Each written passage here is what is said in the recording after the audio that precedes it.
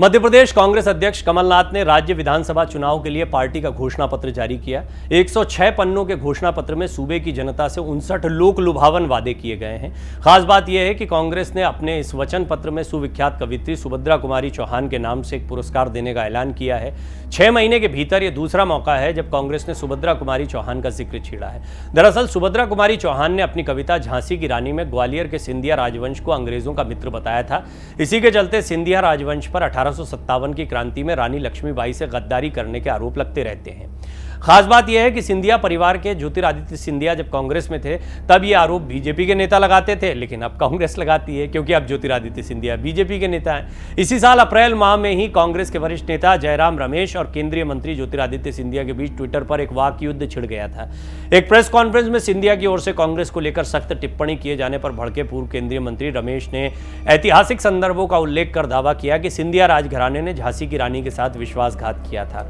रमेश ने सिंधिया पर कटाक्ष करते हुए कवित्री सुभद्रा कुमारी चौहान की रचना झांसी की रानी का एक अंश ट्वीट कर लिखा, अंग्रेजों के मित्र सिंधिया ने छोड़ी राजधानी थी, बुंदेले हर बोलों के मुंह हमने सुनी कहानी थी, खूब लड़ी मर्दानी वो तो झांसी वाली रानी थी। इस पर सिंधिया ने चुप न बैठते हुए रिप्लाई दिया, कविताएं कम और इतिहास ज्यादा पढ़ें। जवाहरलाल नेहरू की किताब ग्लिम्पसेस ऑफ वर्ल्ड हिस्ट्री में कहा गया है, इस प्रकार मराठों ने दिल्ली साम्राज्य को जीता। मराठा ब्रिटिश वर्चस्व को चुनौती देने के लिए बने रहे, लेकिन मराठा शक्ति ग्वालियर के महाजी सिंधिया की मृत्यु के बाद टुकड़े टुकड़े हो गई। इसके बाद रमेश ने एक और ट्वीट किया, इतिहास की कोई किताब उठा लीजिए, 1857 में झांसी की रानी के साथ गद्दारी के मुद्दे पर सभी इतिहासकार एक मत हैं। आपके नए भगवान सावरकर ने भी अपनी किताब 1857 का स्वातंत्र्य समर में रानी लक्ष्मीबाई, तात्या टोपे और अन्य लोगों के साथ सिंधिया के गद्दारी का जिक्र किया है। इतिहास आप पढ़िए।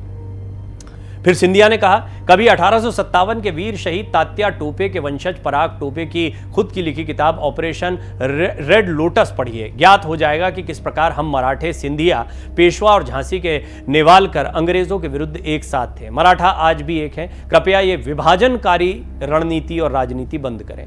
मतलब दोनों नेताओं के बीच इस मुद्दे पर ट्विटर वॉर चला था।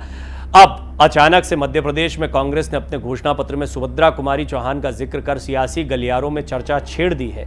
अपने वचन पत्र के 57वें बिंदु के आखिरी नंबर पर कांग्रेस ने वादा किया है कि राज्य में पार्टी की सरकार बनने पर सुभद्रा कुमारी चौहान पत्रकारिता सम्मान प्रारंभ कर महिला पत्रकारों को सम्मानित करेंगे और सम्मान स्वरूप 2 लाख रुपए देंगे। पूर्व मुख्यमंत्री और पीसीसी की कमान संभाल रहे कमलनाथ ने पूर्व मुख्यमंत्री दिग्विजय सिंह समेत तमाम नेताओं की मौजूदगी में यह घोषणा पत्र जारी किया।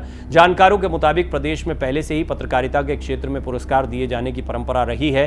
पहले से ही राज्य में मामा माणिक चंद्र वाजपेयी, गणेश शंकर विद्यार्थी, राजेंद्र माथुर, विद्यानिवास मिश्र, सत्यनारायण श्रीवास्तव, शरद जोशी, राहुल बारपुते के नाम पर सम्मान दिए जाते हैं। चूंकि मध्य प्रदेश के साहित्य और पत्रकारिता का इतिहास काफी समृद्ध रहा है, इसलिए प्रदेश के विख्यात साहित्यकारों, कवियों और पत्रकारों के नाम पर सरकार पुरस्कार बांटती है। लेकिन कांग्रेस के घोषणा पत्र में सुभद्रा कुमारी चौहान के नाम का जिक्र सिंधिया घराने को 1857 की क्रांति के दौरान की गई गद्दारी जताना हो सकता है। मध्य प्रदेश कांग्रेस और कमलनाथ के मीडिया सलाहकार पीयूष बबेले ने कहा, सुभद्रा कुमारी चौहान वरिष्ठ कवियत्री थी, उनका मध्य प्रदेश से गहरा नाता था। राज्य की नामी गिरामी साहित्यकार होने के नाते ही कांग्रेस ने उनके नाम पर महिला पत्रकार को सम्मान स्वरूप 2 लाख रुपए राशि देने का वचन दिया है। सुभद्रा कुमारी चौहान का जन्म 16 अगस्त 1904 को उत्तर प्रदेश के इलाहाबाद के पास निहालपुर गांव में हुआ था।